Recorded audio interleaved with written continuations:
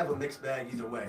I mean, for me, who was a Carson fan, I was a Carson lover. I'm What not do you going mean to say was? Carson What do you mean fan. was? That's what I'm saying. What do you mean was? You still I are, don't bro. know, because at the end of the, listen, he doesn't play for me anymore. He's not on my team anymore. I'm thankful for what he did. I'm always going to tell you that we didn't win the Super Bowl without him, but I'm not going to tell you I'm a Carson fan anymore. So you're not rooting for Carson to do well? I don't care what he does in That's Indianapolis. a damn lie. That's a damn lie. Exactly. Exactly. Yo, listen, I'm You watching. already got the horseshoes to put over top That's of what I'm the saying. eagle. That's a lie, man. Yo, listen. But no, but because the thing is, like, yeah, but because what the thing is, like, you know, you gotta, like I said, in this situation, if he goes and does well, what am I going to? I'm gonna sit here. I'm gonna say, I told you so. I told you so. I told you so. No, I'm not gonna say I told you so because he's also going to a different situation where he could succeed. Not even that, but sometimes, no, listen, when you go, and anybody that's been fired from a job, you know what I'm saying, or actually been kind of like mutual parting because you know you just couldn't make it happen. It's a humbling experience. But this is so not, hopefully, at the end of the day, hopefully he becomes humbled. He's not because, and at the end of the day, because you know he's not a humble man, and I'm gonna tell you That's the thing. I don't understand. You say all these negative things about him, right? But you love him. I still do. I don't. You see how that's why coach is laughing because you see how confused he is. No. He said I don't care about him, but you say I still love him. Because I don't care what he does now. I don't care what he does. Know. Do I? Because I will always be appreciative and love him for what he did when he was here. Okay. Damn. How, yo, he wasn't even. but you're ready. Alshon needed to leave the second to Super Bowl. Oh my gosh! Oh my! He had to go. He had to go. Deshaun Jackson, Deshaun Jackson fucking with bum.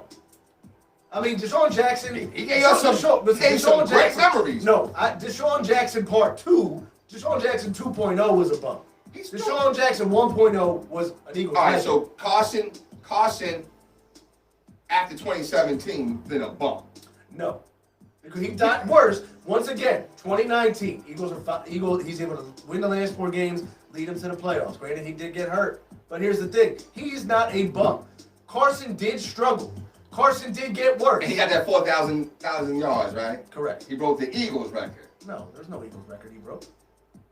He's the only quarterback in the history of the NFL without a receiver over 500 yards to throw for 4,000 yards. But those numbers are irrelevant. Like I said, at the end of the day, You're not irrelevant. That's why you got to memorize. But no, it's a relevant number. Well, you think you fooling? No, it's not. It's not irrelevant because now he did break the Eagles' single season record though, which was held by Donovan McNabb. Right. Right. Okay. But it's interesting. It's interesting because it's like Donovan McNabb. I'm a big Donovan fan. Love Donovan.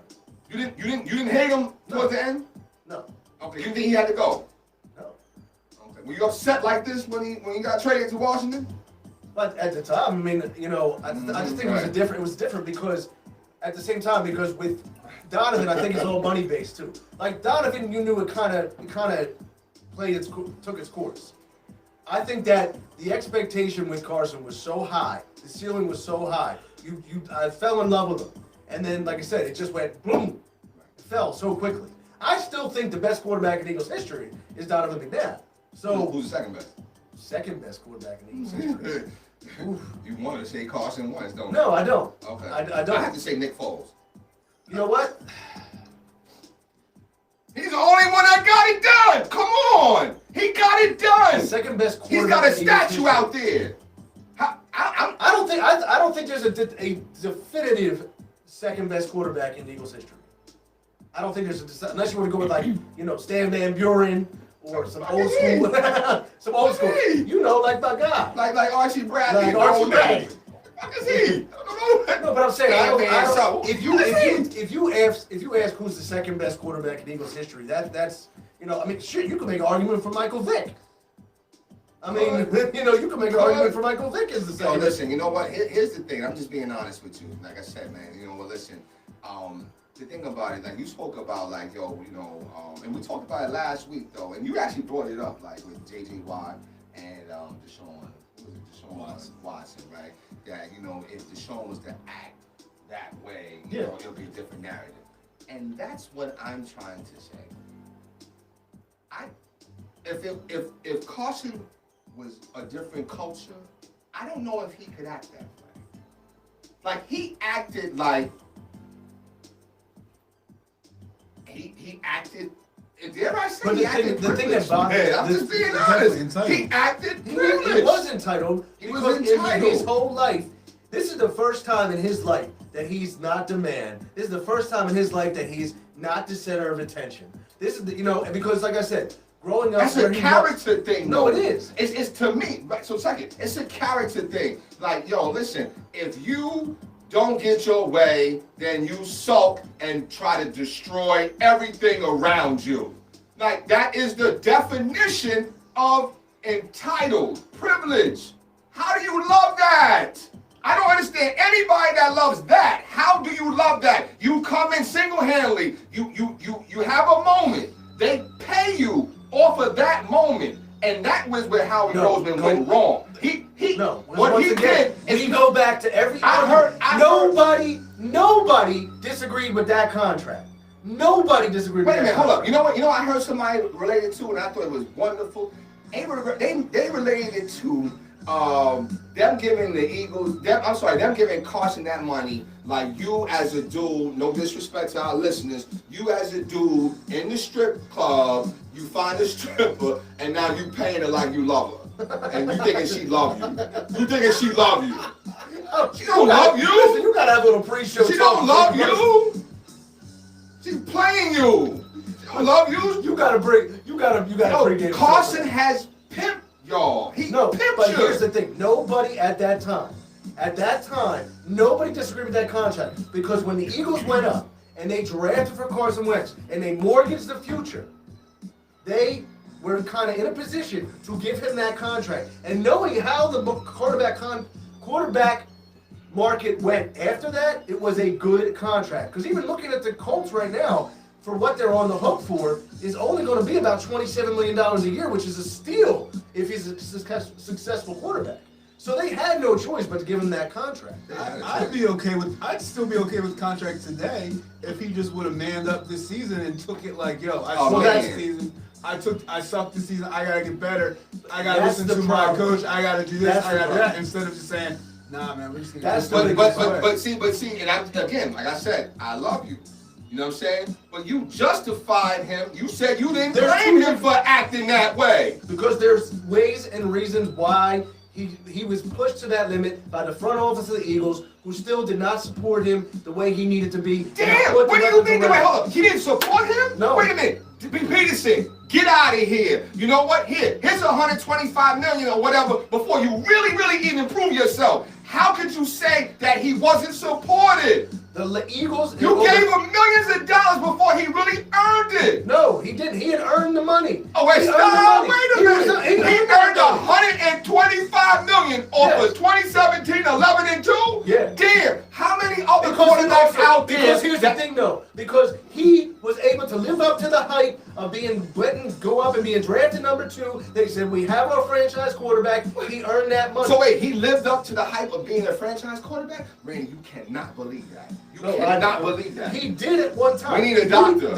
We need a doctor. Because there's no way that you can believe. Yo, listen, take these. How? I got mine right here. Oh, no, then you need a new prescription. Put mine on? I don't, but listen, how could you believe that? You believe that he lived up to the hype of being a franchise I did at quarterback? one point. At one point he did. What point? How many years was he here for? Carson was here 4 seasons.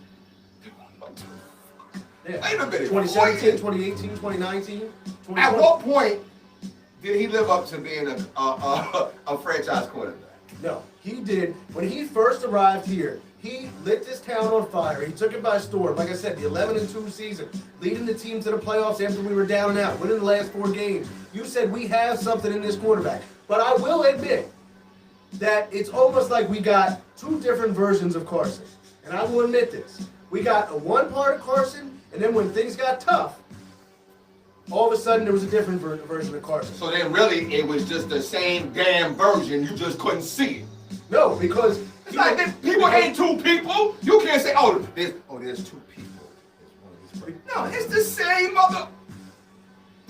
person. You know what I'm saying? The same person.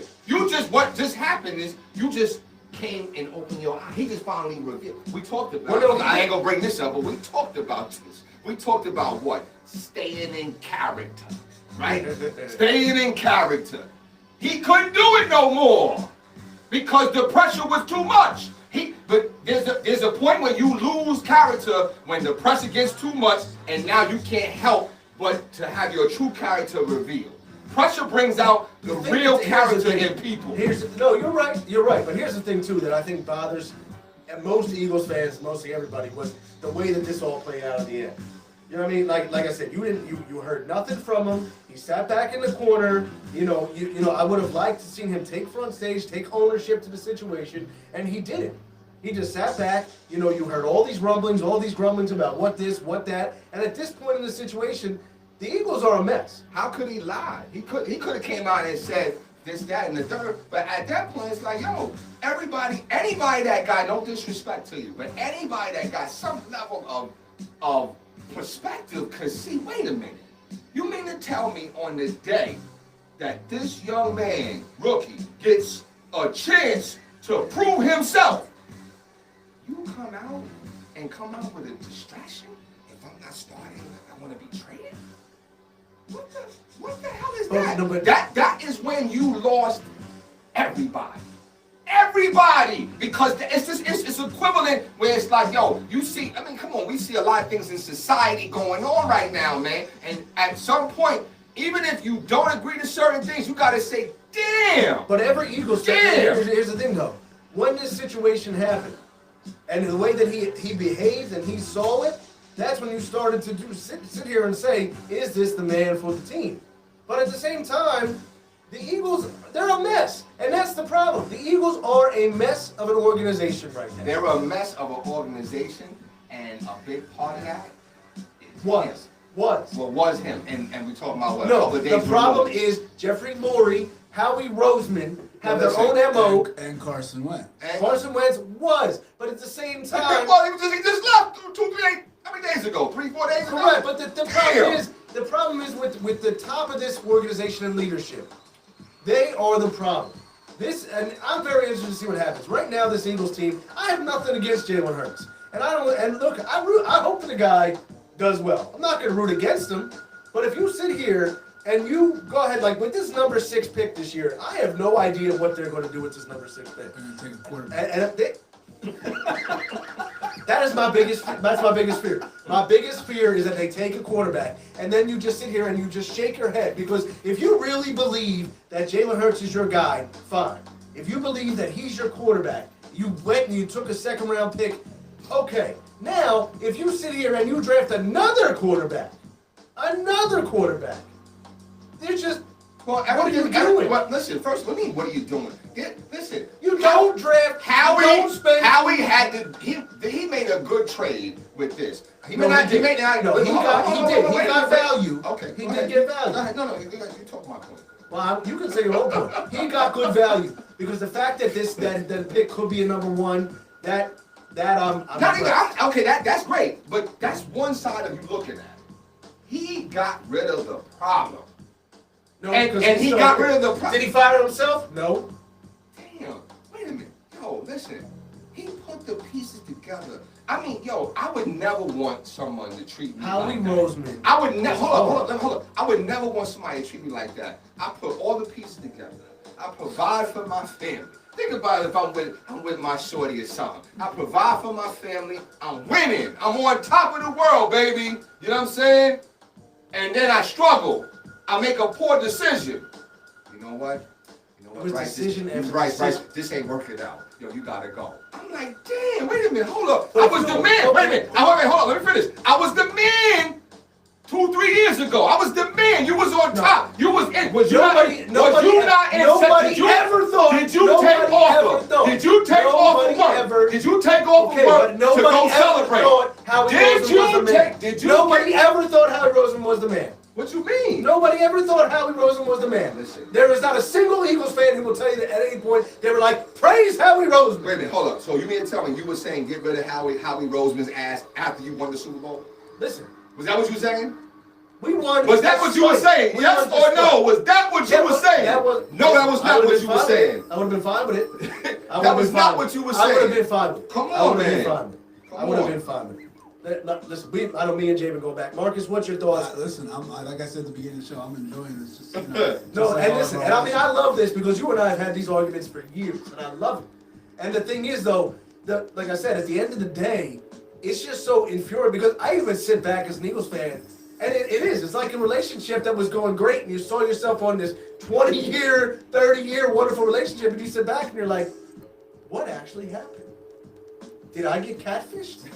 You know, like I almost feel like that's the situation where Eagles fans feel like with Carson and with this situation. Now, at the end of the day, whatever he does with the Colts, we're actually forced for him to root for him to succeed because it'll benefit the Eagles. Right. So, I mean, at the end of the day, yeah, you know, and if he goes over there, I mean, I think he's going to be in a good situation out there in Indianapolis. I think because if he can't handle the big stage, Indianapolis is a small market team, you know, but you know, out in the AFC, he ain't going to win anything. You know, they're behind other teams. But at the end of the day, there was a coach. He got on this TV. I think it was Danny Green or Danny Green. What is his name? we are who they thought they were. He is who we thought he was. And he might be. And you know, it's He interesting. is who we thought he was. It's interesting at the end of the day. And the one thing I learned by this too was that I respect Doug Peterson even more now for sticking up for himself. But you couldn't. No, wait, hold on. Now, see, that's what I'm saying. You respect him now. No, I never had anything against Doug. You wanted his ass gone. You said he couldn't coach. You said he wasn't putting Carson in a position to be successful. That's what you The said. Eagles haven't been. But you, Damn. Yo, help my friend, please. Please help my friend. Listen, loyalty. This. Doug, I started writing something. And I was like, yo, I'm gonna read this whole, I'm gonna record this whole soliloquy and blah blah. And I was like, yo, you know what? I'm not gonna do it.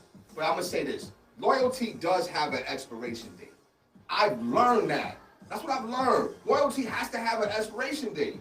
Like, yo, listen, he had a moment. A lot of your players on the Eagles have had great moments. No, but a lot of your team. No, I say it again. A lot of your players on the Eagles have had great moments. Correct. Okay, but you have no problem letting them go. No. Right. But this one you're struggling with, and that's what I'm saying. That's what I'm telling you. Listen, hold on. Let me finish. Yo, you gotta dig deep. You're struggling with that one, and I don't know why. He had a moment. He had a great moment. Let's celebrate that. But you know what? Listen, everybody, I mean, it's like, yo, they was on his Johnson. Yo, like, damn. Well, there was a reason for, listen, I was Johnson. hoping, whoever it is, if we draft a quarterback, I hope he's number fucking 11. Excuse my language, I'm fired up tonight. So that I can tape over Wentz and get value out of my jersey. Listen, you should have never bought that damn jersey. No, that jersey brought me a lot of happiness, I thought, for years to come. All right? It was like buying a wedding ring, and then you get divorced a year later. You thought it was going to happen, and you know. So who's that for? No, listen. Who's that for? Oh, I guess it was my fault. No. It is your fault. It's your fault. When you get into the situation, what's the first thing you got to do, coach? Look within. You got to look within. That's the first thing that you don't point the blame like this. I don't say, yo, listen, it's your fault that I can't get ahead. It's your fault that I suck. It's your this. No. I got to look in the mirror and say, you know what? What have I done? Carson didn't do that. Carson said, you know what? Listen, no. I'm Carson Wentz. I don't have to talk to you. I was 11-2 in 2017. I got to talk to you. You gave me 125 million. I got to talk to you, Doug Peterson. Fuck you, Doug Peterson. Fuck you, Dougie P. Fuck you. That's what he said. How don't you talk to the coach? He didn't talk to the coach. He didn't talk to the coach for like 2 or 3 months. How do you do that? How do you do that? And then on top of that, here's this. What other cultural difference in a quarterback could do that? Who could do? Could Deshaun Watson do that? Could Lamar Jackson do that? Could I tell my boss right now? Nah, you know what? I'm gonna take Carson's approach. Hell no. No. Hell no! That's what I'm saying, though. He was entitled, yo. He was an entitled, spoiled baby. Period. That's what he was. At the same time, the Eagles made him that way. The Eagles helped support that. And for that, I will say, I don't hear you blaming Howie Roseman for that. That's what I want you to blame him for. Because that mistake right there got you, what was that, 40 million in dead cap money? Oh yeah, we got 33 million in cap, Okay. dead cap next year. That's all this controversy, because what he did is he went to the strip club and he found the chick and he said, oh, she told me she loved me. I kept feeding her $100 and she told me she loved me. And you married her. But they're always, and this is You're what's married. this is Come on, man. here's my final thought on this segment, because before we wrap this up, our next segment you're going to want to stay in touch with. Yeah. We have Coach Cassidy from the Cherokee. Let's calm it down a little bit for Coach here. I'm just saying we have Coach Cassidy from the Cherokee boys basketball team. You're going to want to stay and watch that.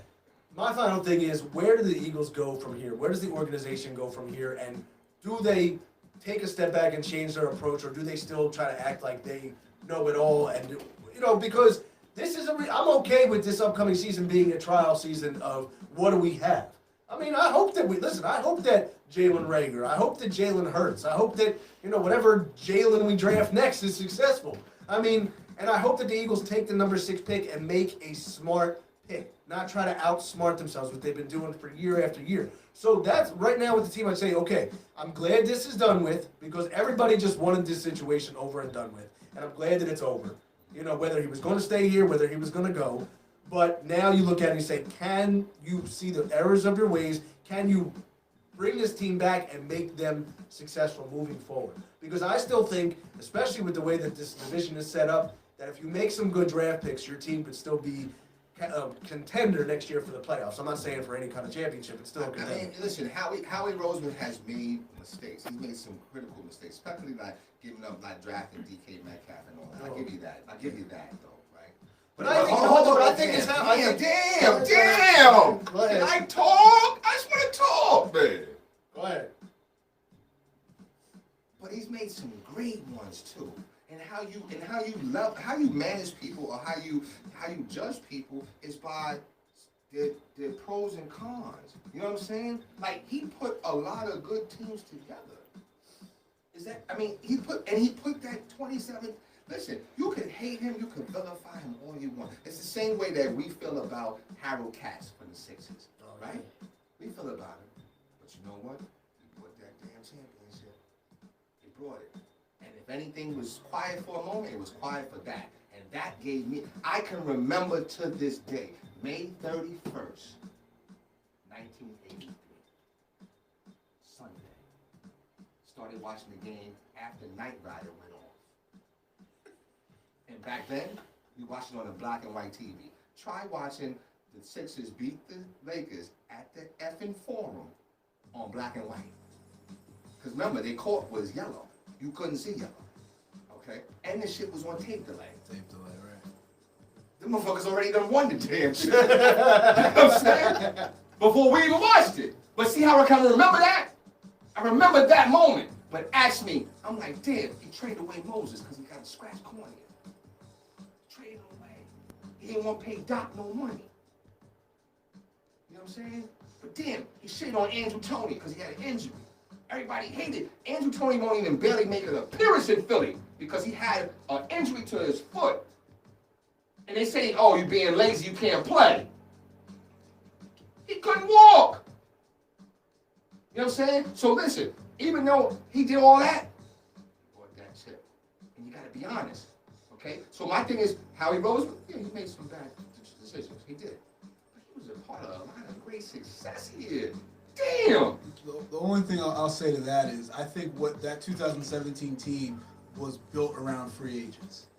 And a lot of the key pieces to that team were free agents that came in. Sure. And I don't think, and the draft picks, even in, I think throughout that 2017 and on, have been poor. You may have won a draft, but you got to get starters out of your draft. And I don't think now, with the way that this culture of this team is, you're not getting those free agents. So right. you have to have good draft picks, which is what concerns me. When you're getting these picks back for Carson, it's great, but are you going to be able to turn that into something positive? And you know what? That is to be seen. Okay, but I understand the worry about that. Now that I can agree with. But I think he made a great decision by saying, you know what? I sometimes, you know what, in life, and you do it, we all do it. Sometimes we have to course correct. For sure. Okay, you know what I'm saying? Like, yo, I made a decision over here. Yo, I think this is a good one. This, In hindsight, Yeah. no. He's course corrected. That's all he's doing. You And know I think you with caution, and I'm sorry, No, it's not. it's addition by subtraction. At this point, I have to say I agree. The sad thing is that you lost your Super Bowl coach in the midst of that.